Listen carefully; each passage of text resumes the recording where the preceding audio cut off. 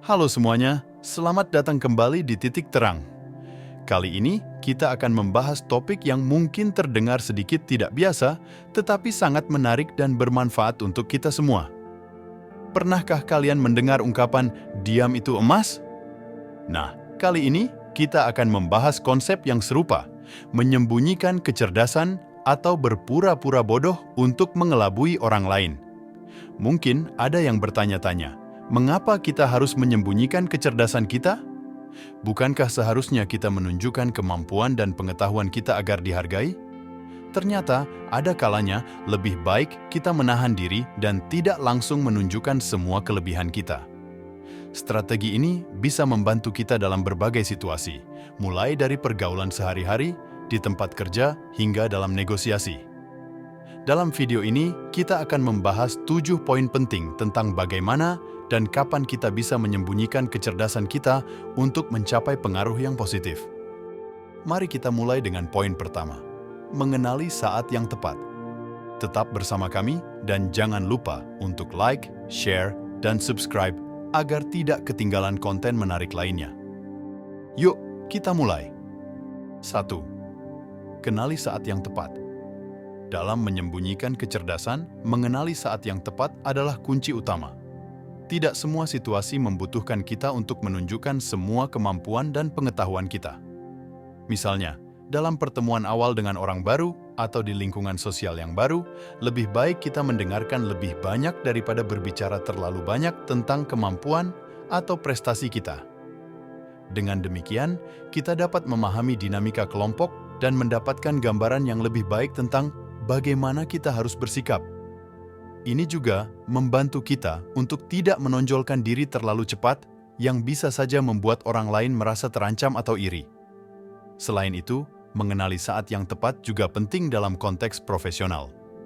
Di tempat kerja, misalnya, menyembunyikan kecerdasan bisa berarti menahan diri dari menunjukkan semua kartu kita pada awal proyek atau diskusi.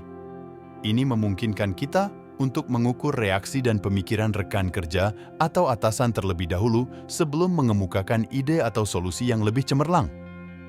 Dengan begitu, kita dapat mengatur strategi yang lebih baik untuk mendapatkan dukungan atau kerjasama dari mereka.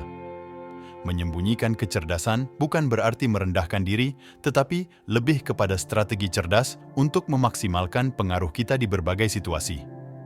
2. Dengarkan lebih banyak. Dalam strategi menyembunyikan kecerdasan, kemampuan mendengarkan lebih banyak daripada berbicara adalah hal yang sangat penting. Ketika kita lebih banyak mendengarkan, kita memberi ruang bagi orang lain untuk mengungkapkan pikiran, perasaan, dan informasi mereka. Ini tidak hanya membuat mereka merasa dihargai dan didengarkan, tetapi juga memberikan kita kesempatan untuk memahami perspektif mereka dengan lebih baik. Dengan berpura-pura tidak tahu atau kurang paham, kita seringkali mendorong orang lain untuk berbicara lebih terbuka dan jujur sehingga kita bisa mendapatkan informasi yang lebih lengkap dan mendalam. Selain itu, dengan lebih banyak mendengarkan, kita dapat mengidentifikasi dinamika interpersonal dan kekuatan tersembunyi dalam sebuah kelompok. Kita bisa melihat siapa yang berpengaruh, siapa yang cenderung mengambil inisiatif, dan bagaimana hubungan antara anggota kelompok terbentuk. Informasi ini sangat berharga untuk menyusun strategi kita ke depan. Misalnya, kita bisa mengetahui kapan waktu yang tepat untuk mengajukan ide atau memanfaatkan dukungan dari anggota kelompok yang berpengaruh. Dengan mendengarkan lebih banyak, kita juga belajar untuk lebih sabar dan bijaksana dalam mengambil keputusan, sehingga strategi menyembunyikan kecerdasan ini bisa lebih efektif diterapkan. 3. Tampil sederhana dan ramah. Menampilkan diri dengan sederhana dan ramah adalah salah satu cara efektif untuk menyembunyikan kecerdasan kita.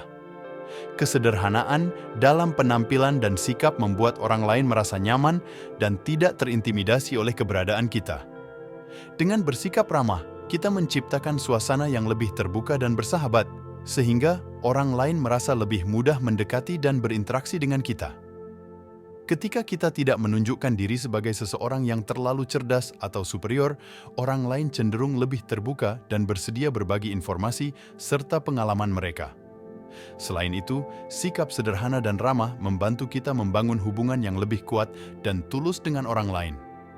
Ketika kita tidak berusaha menonjolkan diri, kita menunjukkan bahwa kita menghargai orang lain dan apa yang mereka katakan. Ini bisa memperkuat rasa percaya dan kerjasama, baik dalam konteks sosial maupun profesional. Dalam situasi seperti negosiasi atau kolaborasi tim, sikap sederhana dan ramah membuat kita lebih mudah diterima dan didukung oleh orang lain. Dengan demikian, kita dapat mencapai tujuan kita tanpa harus menunjukkan semua kecerdasan kita di depan, melainkan dengan memanfaatkan hubungan dan kepercayaan yang telah kita bangun. 4. Hindari menonjolkan prestasi. Menghindari untuk menonjolkan prestasi adalah langkah penting dalam menyembunyikan kecerdasan kita. Ketika kita tidak selalu membicarakan pencapaian atau keunggulan kita, orang lain tidak merasa terintimidasi atau iri. Ini membantu menciptakan lingkungan yang lebih nyaman dan kondusif untuk interaksi yang jujur dan terbuka. Selain itu, dengan tidak terlalu menonjolkan diri, kita memberi ruang bagi orang lain untuk menunjukkan kemampuan mereka, sehingga kita bisa mendapatkan dukungan dan kerjasama yang lebih baik dari mereka. Tidak menonjolkan prestasi juga memungkinkan kita untuk menjaga profil rendah yang bisa menjadi strategi efektif dalam situasi tertentu. Misalnya, dalam lingkungan kerja, dengan tidak terlalu sering membicarakan pencapaian kita dapat menghindari konflik dan persaingan yang tidak perlu. Ini memungkinkan kita untuk lebih fokus pada tujuan jangka panjang dan membangun hubungan yang solid dengan rekan kerja. Dengan menjaga sikap rendah hati, kita juga lebih mungkin mendapatkan kepercayaan dari orang lain karena mereka melihat kita sebagai seseorang yang tulus dan tidak sombong. Ini semua dapat membantu kita mencapai pengaruh positif tanpa harus selalu menunjukkan kecerdasan atau kemampuan kita secara langsung. 5. Tetap perhatikan dan amati. Meskipun kita berpura-pura bodoh, sangat penting untuk tetap memperhatikan dan mengamati segala sesuatu yang terjadi di sekitar kita. Mengamati dengan cermat memungkinkan kita untuk mengumpulkan informasi yang berharga tentang situasi dan orang-orang di sekitar kita. Ketika kita terlihat tidak tahu apa-apa, orang lain cenderung lebih terbuka dan menunjukkan perilaku mereka yang sebenarnya. Dengan demikian, kita bisa mendapatkan wawasan mendalam tentang dinamika kelompok, niat, dan motivasi mereka tanpa mereka sadari. Selain itu, mengamati dengan cermat juga membantu kita mengenali peluang dan ancaman dengan lebih baik. Kita bisa melihat celah yang bisa dimanfaatkan untuk mencapai tujuan kita atau menghindari situasi yang merugikan. Misalnya, dalam lingkungan kerja, kita bisa mengidentifikasi siapa yang sebenarnya memiliki pengaruh, siapa yang bisa menjadi sekutu, dan siapa yang mungkin menjadi penghalang. Dengan memperhatikan detail-detail kecil ini, kita dapat menyusun strategi yang lebih efektif dan tepat sasaran, serta membuat keputusan yang lebih bijaksana tanpa harus menunjukkan semua kemampuan dan kecerdasan kita. Tetap waspada dan observatif adalah kunci untuk menjalankan strategi ini dengan sukses. 6. Manfaatkan informasi dengan bijaksana. Setelah kita berhasil mengumpulkan informasi melalui observasi dan mendengarkan, langkah berikutnya adalah menggunakan informasi tersebut dengan bijaksana. Informasi yang kita peroleh bisa sangat berharga jika digunakan dengan tepat. Sebagai contoh, mengetahui dinamika kelompok atau motivasi seseorang dapat membantu kita merencanakan tindakan kita dengan lebih baik. Kita bisa menghindari konflik, memanfaatkan peluang, dan membangun aliansi yang menguntungkan dengan memanfaatkan informasi yang telah kita kumpulkan. Namun, penting untuk selalu berhati-hati dalam menggunakan informasi ini. Jangan terlalu cepat menunjukkan bahwa kita mengetahui banyak hal, karena hal ini bisa merusak strategi menyembunyikan kecerdasan kita. Sebaliknya, gunakan informasi tersebut secara bertahap dan dengan cara yang halus. Misalnya, kita bisa menyarankan solusi atau ide yang tampaknya sederhana, tetapi sangat tepat sasaran, membuat orang lain merasa bahwa kita menawarkan kontribusi yang berharga tanpa menonjolkan kecerdasan kita secara langsung. Dengan cara ini, kita dapat mempengaruhi situasi secara positif dan mencapai tujuan kita tanpa harus menunjukkan semua kelebihan kita sekaligus. 7. Jaga keseimbangan. Penting untuk menetapkan keseimbangan dalam berpura-pura bodoh. Terlalu berlebihan dalam menyembunyikan kecerdasan bisa membuat kita terlihat benar-benar bodoh dan tidak dipercaya oleh orang lain. Oleh karena itu, keseimbangan adalah kunci. Kita harus tahu kapan saatnya untuk menunjukkan sedikit kecerdasan kita agar tetap dianggap kompeten dan dapat diandalkan. Misalnya, dalam diskusi atau proyek penting, memberikan kontribusi yang tepat waktu dan relevan dapat menunjukkan bahwa kita memiliki kemampuan yang diperlukan tanpa harus memamerkan semua pengetahuan kita sekaligus. Keseimbangan ini juga penting untuk menjaga reputasi kita.